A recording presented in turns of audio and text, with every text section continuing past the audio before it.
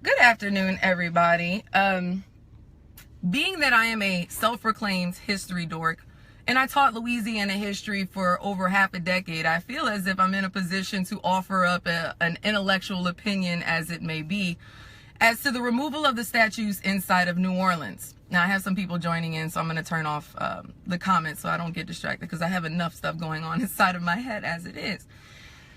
So last night in the wee hours, the city of New Orleans began to remove statues from New Orleans. Those that are being taken down are four that are on the chopping block. One dedicated to Robert E. Lee, Confederate general. One dedicated to PGT Beauregard, another Confederate general. The Jefferson Davis, who was the president of the Confederacy being the South, those who had wanted to keep slavery in the South. And then the last one was the Liberty Monument, which is the one that they took down last night. Now, the question is, how did all this get started? Well, even though racial tensions in the country have been coming up to a head for some time now, in 2015, when Dylann Roof walked into the church in South Carolina and murdered 9 people, it brought everything to a front, because he was associated and had those tendencies, or it showed the relationship of white supremacy in things that he had posted or groups that he was involved with, and so on and so forth. And shortly thereafter, South Carolina removed the Confederate flag from their state buildings. University of Mississippi followed suit. Other states and things started considering the exact same thing.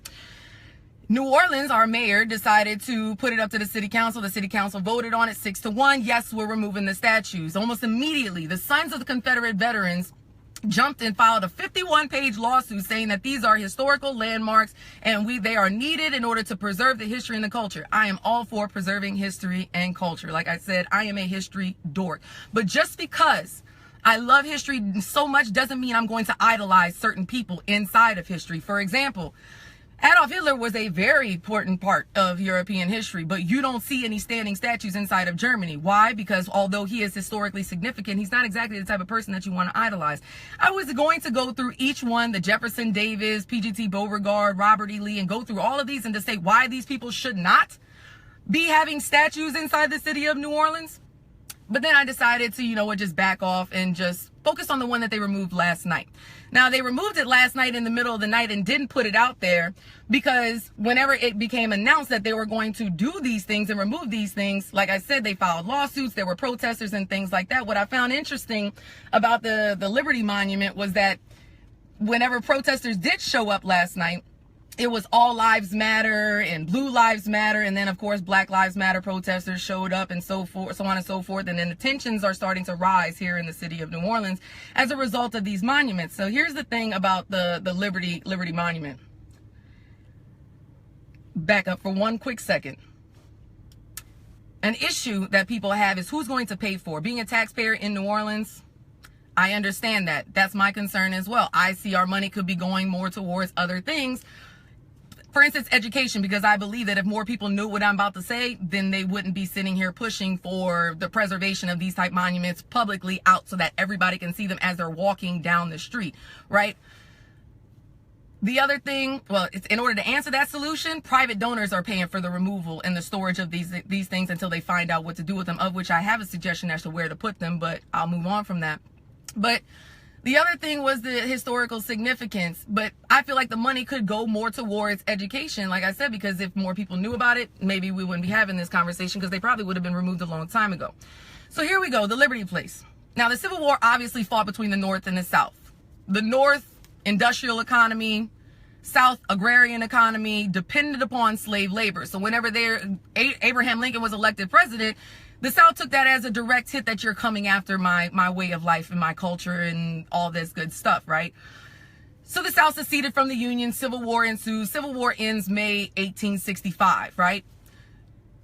Shortly thereafter, Reconstruction starts. Reconstruction meaning the re-entry of those southern states into the Union. So Northerners came down to the South and people were the carpetbaggers, right? People were coming down to the South to rebuild the southern states. During this time, you have the election of Governor Kellogg and the lieutenant governor, Caesar Antoine, who is a black man. Now, all these whites that are down here in the South have to literally sit here and respect black people, the same black people that they used to be able to control or rape or sell down the river or punish by selling their families or separating all these people, all these families, beating them up and so on. Now you have to treat these people with at least a modicum of respect, and you can't force them to do whatever it is that you want to do. I know a lot of people don't know these things because this isn't the type of stuff that they actually put inside of history books. Unfortunately for you, I actually read real history, not the whitewash stuff that they put inside these history books, correct? So, flashing forward, these people get elected. They don't necessarily, these people get elected, correct? During this time, you have a group that comes to power, or a group that starts in the South, called the Crescent City White League.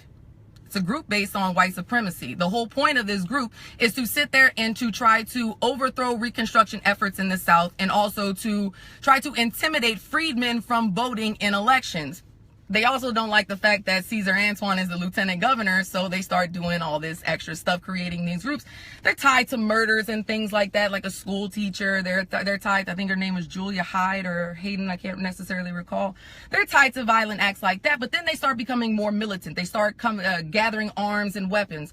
The government interferes with that weapon exchange. They wind up having a battle, an all-out battle between these people of the Crescent City White League, a white supremacist, all-white supremacist group, and the New Orleans Metro Police Department on Canal Street, downtown New Orleans. These militant group, Crescent City White League, going against the police department, an integrated police department with blacks and whites in the police department, right?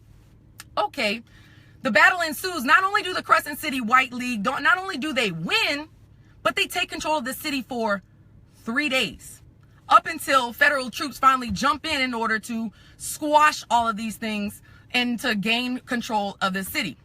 Now, in 1894, I believe 1894, 1891, nonetheless, in the 1890s, they gained power politically, not in the militant sense. They gained power politically, and they decide to erect this monument.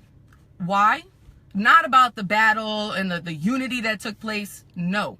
At the bottom of the monument, the inscription actually reads that the North had to recognize white supremacy in the South. This monument that is in New Orleans has an inscription, and they might have covered it up a couple of decades later, but the whole monument was built in order to promote, and so that the North had to recognize white supremacy in the South.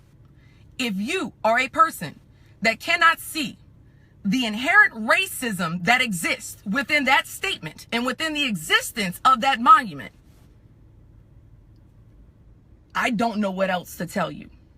So we won't even talk about Jefferson Davis and the fact that blacks or slaves were comfortable in their position and that they were growing in intelligence or anything like that, or talk about Robert E. Lee and all the things that he did and he said.